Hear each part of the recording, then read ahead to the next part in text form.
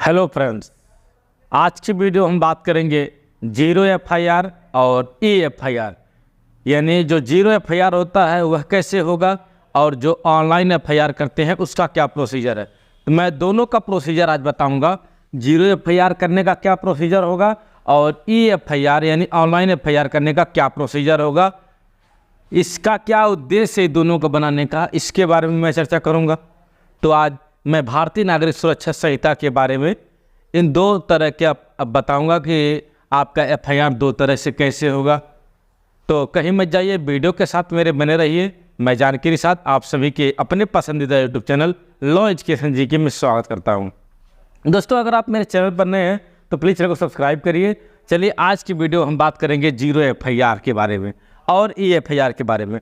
दोस्तों, zero FIR और e FIR का मतलब है, इसका सीधा सीधा उद्देश्य है कि आपको त्वरित लाभ पहुंच जाए, आप तुरंत लाभ पा जाएं और सुलभ और सस्ता लाभ मिल जाए। आपको न्याय मिलने में आसानी हो, आपको कहीं भटकना ना पड़े।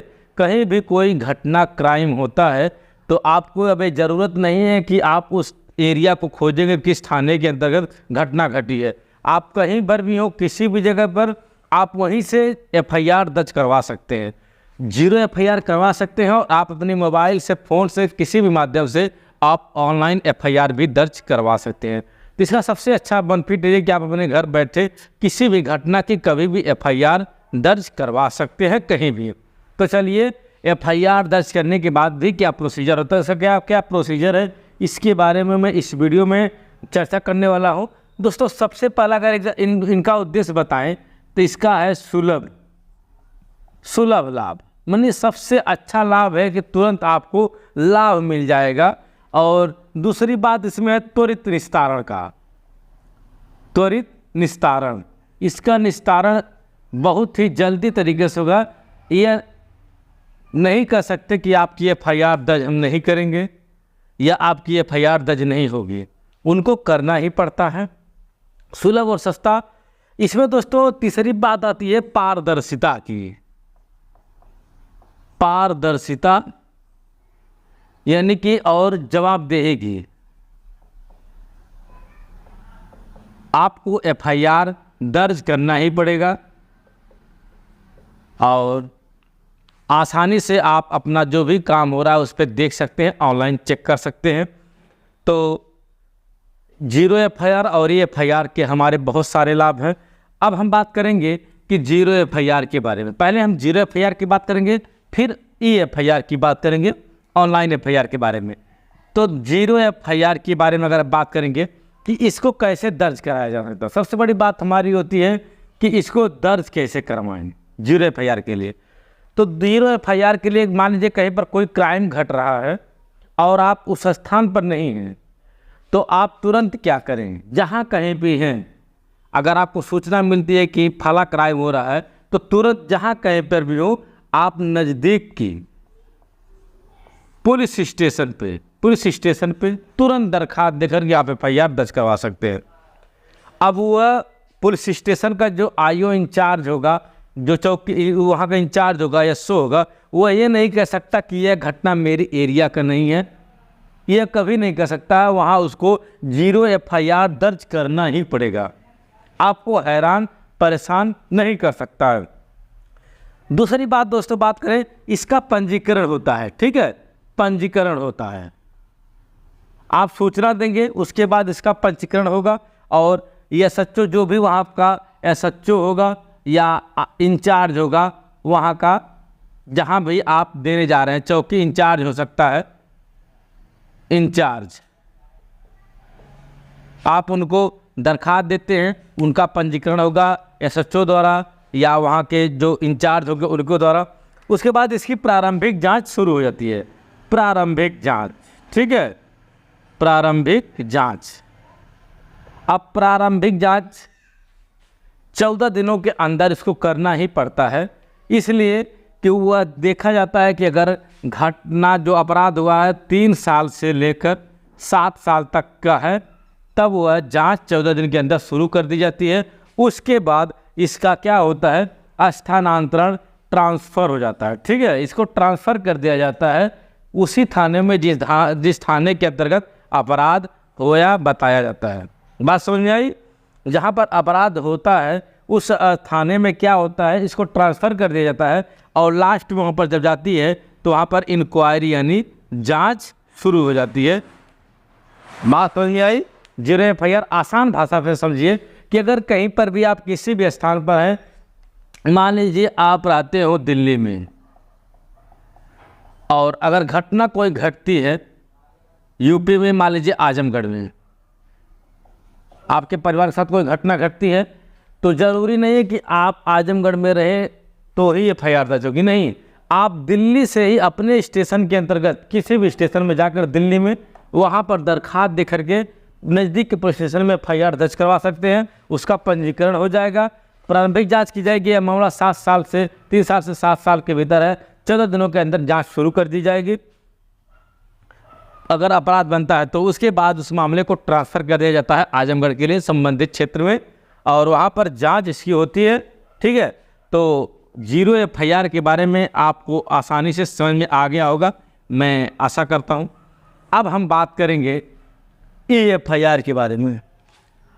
अब हम बात करेंगे EFIR। ठीक है, तो EFIR को भी आप कहीं से भी किसी भी वक्त कहीं भी दर्ज करवा सकते हैं और इसमें ज़रूरी नहीं कि आप भौतिक रूप से प्रेजेंट हो। जैसे 0 FIR में क्या था, आपको प्रेजेंट होना था उस थाने में, लेकिन इसमें भौतिक रूप से यानी शारीरिक रूप से आपको वहाँ पर थाने में जाना ज़रूरी नहीं है। आप सूचना दे देंगे, वहाँ पर FIR आपकी दर्ज कर ली जाएगी।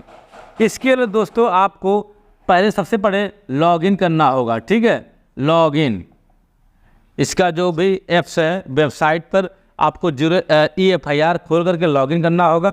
लॉगिन करने के बाद अपना आप पूरा विवरण, जो भी विवरण है घटना से संबंधित जो भी विवरण है, अपना पूरा विवरण दीजिए कि फला मेरे साथ ये अपराध हुआ या किसी के साथ हुआ, तो उसका पूरा घटना का आप बाकायदे आप विवरण प्रस्तुत करेंगे। उसके बाद इसका क्या होगा, सत्यापन होगा, आपकी घटना का सत्यापन होगा। सत्यापन और इसकी प्रारंभिक जांच भी कितने दिनों में होगी, 14 दिनों तक, 14 दिन के अंदर इसकी जांच करनी होती है, 14 दिन के बाद तक होती है। तो घटना का सत्यापन होगा 14 दिन को मान के चलिए, लेकिन उसके तीसरे दिन ही 3 दिन के अंदर आपको क्या होना होगा, भौतिक रूप से यानी प्रेजेंट होना होगा थाने के अंतर्गत सिग्नेचर करने के लिए, यानी हस्ताक्षर बनाने के लिए आपको वहाँ पर उपस्थित होना पड़ेगा उस पुलिस स्टेशन में, उस थाने में। और जब पंजीकरण होने के बाद जब आपकी जांच हो जाएगा 3 दिन के अंदर, तब उसकी क्या होगी, जांच होगी। आप जांच SHO महोदय कर सकते हैं, वहाँ का इस जो इंचार्ज होगा IO होगा वह इसकी जांच करेगा। तो बात समझ में आ गई 0 FIR के बारे में। लॉगिन करिएगा, घटना का पूरा विवरण देना होगा मोबाइल में, उसका सत्यापन होगा 14 दिन के अंदर, तब उस जांच आगे बढ़ाई जाएगी और 3 दिन के अंदर आपको क्या होगा, थाने पे जाके सिग्नेचर देना ही होगा। उसके बाद जांच SO महोदय या किसी भी इंचार्ज को दिया जाएगा जो कि उसका विवेचक होगा, जांच करेगा। तो आशा करते हैं कि 0 FIR और EFIR आसानी से समझ में आ गया होगा। अब मैं अगला स्टेप और आखिरी बात बताने वाला हूँ जो कि मैं शुरू में नहीं बताया था। अब मैं इसमें कर रहा हूँ, ये बात इसकी है कि अगर मान लीजिए आपकी न तो 0 FIR दर्ज हो न EFIR दर्ज हो, तब आप क्या करेंगे, तब आपको BNSS 2023 भारतीय नागरिक सुरक्षा संहिता 2023 की धारा आपको 174(3) के अंतर्गत, धारा 174(3) के अंतर्गत SP महोदय से संपर्क करके आप FIR दर्ज करवा सकते हैं। बात समझ में आई? अगर 0 FIR ऑनलाइन FIR नहीं होती है, तब आप धारा BNSS की धारा 174(3) SP महोदय से मिल करके आप अपनी जांच करवा सकते हैं, FIR दर्ज करवा सकते हैं। उसके बाद एक और धारा है 199 BNSS। 199 में आप सीधे मजिस्ट्रेट के पास जाकर आप वहाँ पर अपना मुकदमा दर्ज करवा के, पंजीकृत करवा के उसके खिलाफ कार्रवाई कर सकते हैं। तो आई होप आज की वीडियो आपको अच्छे से समझ में आ गई होगी। कहीं पर भी कोई कन्फ्यूजन है जीरो एफआईआर और ऑनलाइन एफआईआर के बारे में तो आप कमेंट करके ज़रूर पूछिएगा। चलिए मिलेंगे किसी अन्य वीडियो में। अगर आप मेरे चैनल पर पहली बार आए हैं तो चैनल को सब्सक्राइब कर लीजिए, क्योंकि इसी तरह की वीडियो मेरे यूट्यूब चैनल पर बराबर अपलोड होती रहेगी। चलिए मिलेंगे किसी अन्य वीडियो, तक के लिए बाय बाय, जय हिंद।